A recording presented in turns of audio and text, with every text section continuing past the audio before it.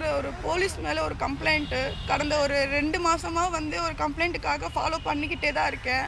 ஆனால் போலீஸ் டிபார்ட்மெண்ட்லேயே இருக்கவங்க தான் அவங்களுக்கு எல்லா ஹெல்ப்புமே பண்ணிகிட்ருக்காங்க. எல்லா சம்மந்தப்பட்ட எவிடன்ஸும் இருந்து கடந்த 6ஆம் தேதி அவன் மேலே எஃப்ஐஆரும் போட்டாங்க. இதுக்காக டெஸ்ட்லேருந்து எல்லாத்துக்குமே நான் உடம்பு ரீதியாக என்னென்ன டெஸ்ட் எடுக்கணுமோ எல்லா டெஸ்ட்டுக்குமே நான் அலோவ் பண்ணேன். எல்லாமே எடுத்தாங்க. அவன் மேலே எஃப்ஐஆரும் போட்டாங்க.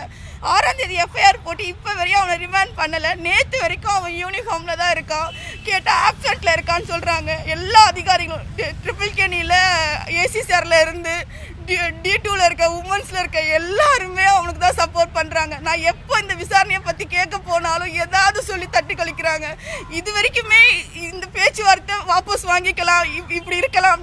ஆனால் இன்னைக்கு காலையில் வந்து அவனுக்கு நான் அந்த வீடியோலாம் நான் நிறைய சென்ட் பண்ணியிருக்கேன். அந்த வீடியோவை அவனோட மெயில் ஐடியில் இருந்து என்னோட ரிலேஷனில் இருக்க எல்லாருக்கும் அனுப்பிட்டான். பப்ளிக்காக பார்க்குற மாதிரி ஒரு சைட்லேயும் போட்டிருக்கான். அதுக்கான எல்லா எவிடன்ஸும் கொண்டு வந்து இங்கே காமிச்சிருக்கேன். அதை பார்த்து அவங்க எவிடன்ஸை பார்த்து எனக்கு அக்னாலஜ்மெண்ட்டும் போட்டு கொடுத்துருக்காங்க.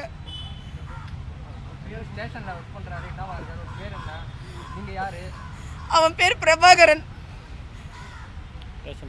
ஸ்டேஷன் வந்து ஏஆர் போலீஸாக இருக்கான். MT1ல இருக்கான். ஏஆர் போலீஸாக இருக்கான். இது வரைக்குமே எம்டி போலீஸாக இருந்துட்டு அங்கே இருக்க ஆரையும் சரி டிசியும் சரி எந்த ஸ்டெப்புமே எடுக்காமல் அவனை சஸ்பெண்டும் பண்ணாமல் எந்த ஆக்ஷனும் எடுக்காமல் தான் வச்சுருக்காங்க. எனக்கு கல்யாணம் ஆகி நான் டிவோர்ஸில் இருக்கேன் சார். ஃபேஸ்புக் மூலியமா பழக்கம். 4 மாசமா தான் பழக்கமே. அவனுக்கு கல்யாணம் ஆனதை லேட்டாக சொன்னான். எனக்கு கல்யாணம் ஆகி நான் இப்படி மிஸ் அண்டர்ஸ்டாண்டிங்கில் இருக்கோன்றதை நான் பழக்கும் போதே ஸ்டார்டிங்லேயே சொல்லிட்டேன். அவனும் வந்து எங்கள் அப்பா கிட்ட வந்து பேசினான்.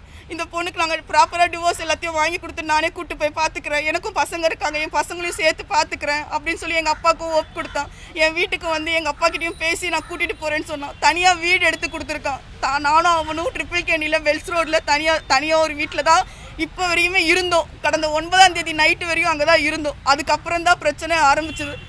9ஆம் தேதி நைட்டு ரொம்ப டார்ச்சர் பண்ணி இந்த இடத்துல இங்கெல்லாம் சூடு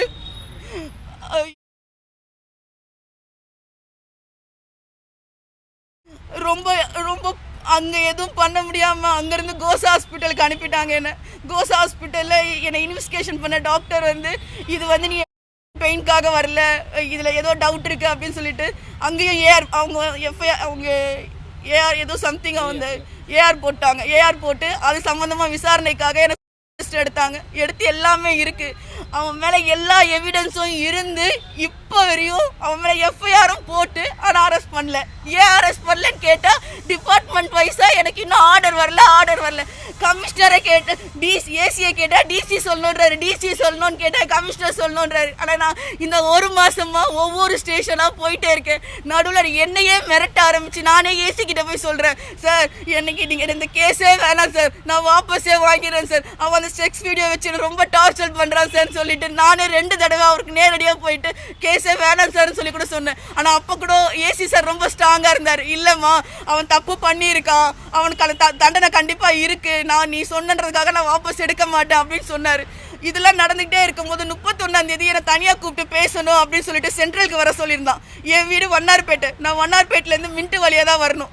மின்ட்டு வழியாக வந்துட்டே இருக்கும்போது அங்கே ஆள் நடமாட்டமே இல்லாத ஒரு இடத்துல அவன் C3 ஸ்டேஷனில் தான் ஃபஸ்ட்டு வேலை பார்த்துட்டு இருந்தான். அவன் எப்போவுமே ஒரு கார் யூஸ் பண்ணிட்டு இருப்பான். அந்த கார் அந்த இடத்துல நிப்பாட்டுவான். எனக்கு ஃபோன் பண்ணி பேசிகிட்டே இருக்கான். நான் கிளம்பும் போது சொல்கிறான், கிளம்பிட்டியான்னு கேட்டான். வீட்டிலேருந்து கிளம்பிட்டேன், இப்போ எங்கே இருக்க, வண்டி எடுத்துகிட்டேன், பிரிட்ஜு மேலே ஏறிட்டு இருக்கேன், அடுத்து நம்ம நின்று பேசுவோம்ல அங்கே நில்லு அப்படின்னு தான் சார் சொன்னான்.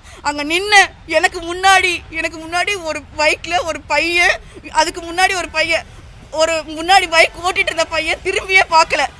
நீ இறங்கி வந்த பையன் மட்டும் என்னோட தாலி சரடு இவ்வளோதான் அவனால் அறக்க முடிஞ்சுது. என்னோட தாலி சரடை இப்படி ஃபோர்ஸ் பண்ணுறான்.